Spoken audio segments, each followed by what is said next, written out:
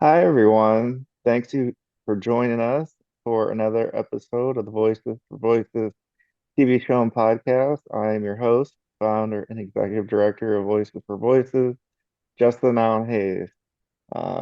We are ecstatic to be where we're at episode wise, over 250 episodes, well on our way to a total of in studio and out of studio episodes, totaling at least 300 by the end of calendar year 2025. And we want to thank each and every one of you. If this is your first time tuning in, or if you've been with us from the beginning, we can't do this without your love and support. If you can give us a thumbs up, a subscribe, like, share, all that good stuff, that's free to do, and that will help us continue on our huge goal of wanting to help 3 billion people over the course of my lifetime and beyond.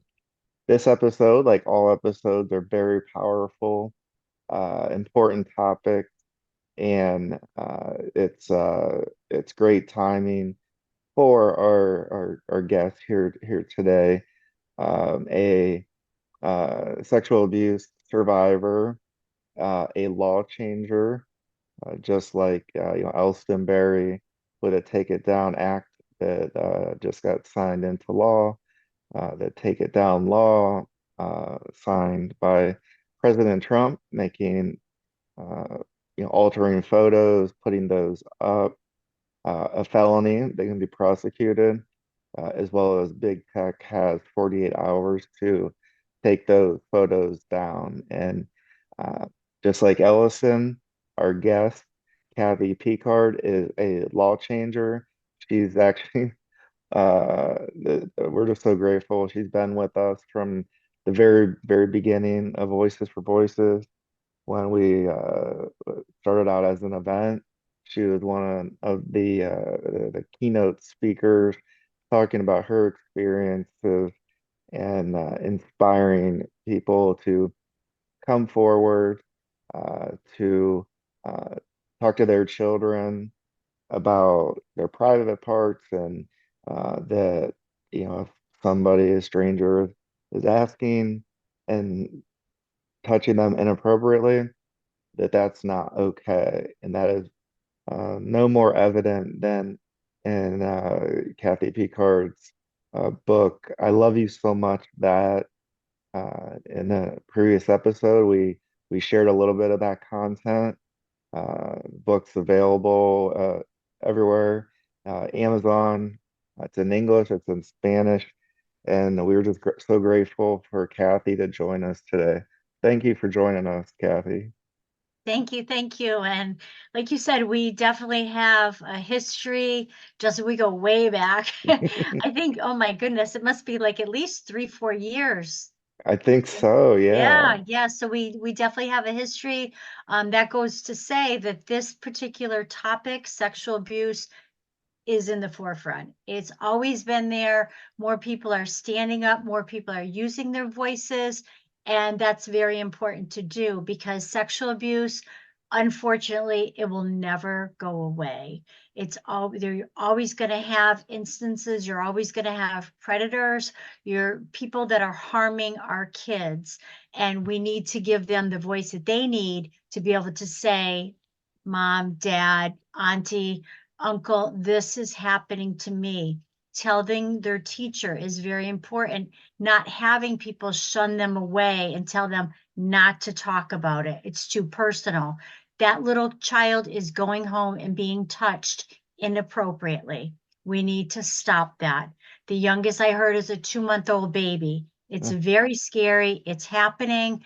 And really, we need to help these kids. I speak not only for the kids, but to helping other survivors, men and women, to use their voice to get the help that they need. It's not their fault. They're not alone. The best thing to do that I've learned is to talk about it. Get the counseling that you need, but go on living a happy, healthy life because damn, you deserve it. Everybody deserves to have this in their life. And my husband calls me a chatty Cathy, so that's fine. I've Mhm. been doing this for about 25 years, going out speaking, hospitals, colleges, um, different organizations for kids, YMCA, Boys and Girls Club. As Justin said, I wrote a children's book that he kindly read to you, parts of it. I love you so much that I ask you to brush your teeth, wear a coat, pay attention to your teacher, not to talk to strangers. They're all life lessons and why you should do this. It's so important to read this book to the kids. It's for 2 to 9-year-olds, but letting them know, one, you're taking the time to read them a book. You're taking that time. I was never read a children's book. I was plopped down in front of the TV. That's one of the reasons why I did write this children's book, besides helping to keep kids safer. And it's amazing of how many people, one of the parts in this book is to keep your private parts private. I am being told by some schools, some institutions, that's too private. You can't say that. What is wrong with the words private parts? They're saying worse words than these. They're handing out condoms. Why can't we say private parts? What is so wrong with that? I just don't understand. That just amazes me, So I'm glad that I wrote the book. Some schools have said, Cathy, if you take that particular page out, we will allow you to come in. Mm. No, I'm not taking that page out. And damn you for not allowing these kids to get this resource in their life. It's not up to the schools. It's up to the parents. If the parents chose not to have that child be sitting in that particular reading environment, then that's up to the parents. It's not up to the schools. And I'm going to Yeah, keep going until I get into as many schools as possible to give that opportunity to the kids. The kids love it. They love seeing my little dog Abby in there. She paw signs the books. They love that. The pages are so colorful, and I give them toothbrushes, I give them paw stickers, but it's important to show these kids they are loved. They are being told that. I yeah, wasn't. yeah, and that's I think that's important. It appears, and we're finding out on other issues where uh you know individuals, organizations, people they say they support a topic or a thing, and I'll just throw the human trafficking survivors and uh in with with the sexual abuse survivor, any survivor that's gone through trauma Mm, that I can't even fathom what what you've gone through, or a human trafficking survivor. It really it's just crazy to me the people to say, "Oh, I support you. I support what you're doing, your advocacy." But then when it mhm. comes down to actual supporting it and Yeah, stepping forward and saying, "I stand with Kathy, I stand with David, I stand with Justin," and yeah, all the because like you said, it's bigger than us. It's not just for one child, one person. This is a public safety concern that we're bringing to the forefront. And that's why I love having you on and sharing your story, your message, your advocacy, your book, because it's time to step out of the shadows. It's mhm, time to come forward. Yeah, it's maybe an uncomfortable topic or subject, uh, but how do you want your children to find out? Do you want them to find out from you as a yeah, parent, a guardian, or like you mentioned, or do you want them to find out from a teacher, a school, being told? So that's it's just huge, and yeah, uh, thank you for everything you have done, and you're still continuing to do, because this is a huge problem in society, and people like you are giving a voice to the voiceless. Yeah. And it's, there are, like you mentioned, there's other people besides us, Justin. There is Enough Abuse campaign, they're wonderful in Boston. They're working on helping to change the laws. They're working on extending the time frame for justice for survivors. They are working on not passing teachers school to school, priests church to church. They are working on so many bills now that's a no-brainer that they need to be passed. So right as we speak, they are working on these bills. So shout out to Enough Abuse, Massachusetts Children's Alliance, Child Help. There's so many, even Mariska Haggerty, Law and Order. She's got people that contact her that are survivors. So there are a lot of organizations, two particular for men, 1in6.org, malesurvivor.org. It's just amazing of organizations out there, but we get the bar strapped down in front of us not to go forward. And that's wrong. And you're Mhm. right. Being a survivor from 7 to 17, I'm 62, I'm going to be 63 in August, but it's like, it doesn't stop. Yes, I was a quiet, shy child when I was sexually abused from 7 to 17, 10 years. And people are like, oh my God, 10 years. Once is too much, Mhm. but 10 years of this monster sexually abusing me. And it's like people don't realize, he worked for Toys for Tots, he volunteered, he did this, he did that, he was so great. It's the people that you least expect it, but it's people that are known to these kids. 93%, they know who their abusers are. It's not stranger danger. Thankfully, they're not really talking too much about stranger danger because it's not. It's people that are known to this family.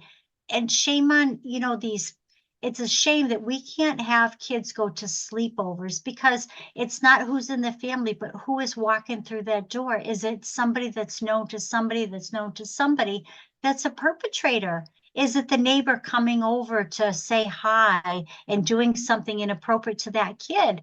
So the kids can't even have a sleepover. Like, how sad is that?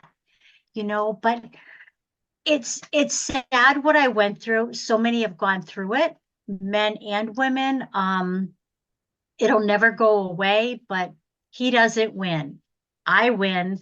Um, going out, like you mentioned, writing my book, Life with My Idiot Family. It's a true story of survival, courage, and justice over childhood sexual abuse. My husband and I took us 5 years to write this book, and it was hard. My husband learned more about me in those 5 years as a child than he ever knew. But to go through that time period of me as a innocent child and going through abuse, it was hard to write, let alone speak on Audible. I had to do it. I did it in my own voice, but speaking my story on Audible, it was hard. You're in a closet, and the producer, Ed, who's wonderful, said, Kathy, he's in another room. Kathy, stop wiping your hands on your pants. And I go, you hear that? He goes, I hear everything. Don't burp, don't fart, don't do anything. 'Cause I hear everything. So it's like, it was hard to do that, but my story is out there. It's reached as far as Serbia. 900 people have listened to the Audible. And I still get idiot members of the family. There she goes again. Oh my God, she's looking for attention. She's doing this, she's doing that. I didn't go to college. My story is lived experience. And shame on those that feel like she's talking about it again. You'll never get it. You'll never understand. But a survivor, some can't tell their story. And I'm fortunate and I'm happy to tell my story because I want to help others to go through it. And I'm never going to help everybody. But Justin, as you said, our time here on earth, what have you done? Are you a me person, or are you a me too person sharing your story? Don't be so, I don't even have words for it, but don't just be a narcissist or don't be all about yourself, helping other people. And as you know, if we go tomorrow, the legacy we've left behind, I'm proud of it, and Mhm. so I continue on. I went through a brain tumor at the end of during my trial. I found out that I had a brain tumor. I'm like, oh, can't get that done yet because I've been fighting to help to change the laws in Massachusetts. After the law changed, after my trial ended, then it was time to get my noggin cut open and Mm, have this brain tumor removed in 2015. But I'm still here. I survived and it wasn't my time to go. mhm, But it was important for me to change these laws, to get the laws extended for survivors to go forward. And in Massachusetts, there's criminal and there's civil. Criminal changed September 21st, 2006. So instead of a survivor being 31, a survivor as it stands currently can be up to the age of 43 years old and go forward. And people think, oh my God, it's so long, it's so long. But you got to have that time when you feel comfortable, when you're ready for that fight, because it is a true fight. I couldn't get my stepfather, who sexually abused me, through a criminal charge, which I would have loved to throw him in jail, have him register as a sex offender, which he'll never have to do, which is not right. That's another law mhm, that we need to change. Um, so I did fight him on civil. The civil law did change June 26, 2014, and that gave a survivor a huge increase. So instead of being 21 years old, they can, and it still stands 53 years old. You have until 53 years old to go and fight for the abuse that you endured.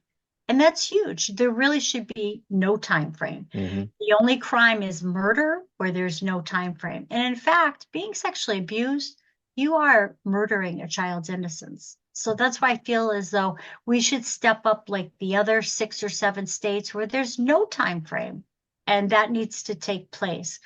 But going through my trial was held in federal court after the laws changed. So November 2nd to the 6th, 2015 was when I had my trial in Springfield, Massachusetts. And I won my trial and I'm still fighting the fight. You mhm, know, um, he says, I have no money, I have no money, but it's not about the money because it's really mhm. dirty money, but he needs to pay for what his actions that he did to me. Absolutely. We have like 30 seconds left. Can you just plug your book, where you can find it, and all that? So Life with My Idiot Family, you can find it in Audible, it's on Kindle and in book format on Amazon. If you're looking for bulk for many of them, you can reach out to me, Kathy Child Advocate at gmail.com. I love you so much. Mhm. That is my kids' book, Wicked, Wicked Cute. I gotta show you the pages, how colorful they are. Oh, And then it's also in the bilingual Spanish and in English, the same book, but it has activity pages in it. So please support me, get my mhm. book, read it to a child, give it out at a baby shower, just give it to a neighbor just to help to keep our kids safer. And Justin, thank you from the bottom of my heart for all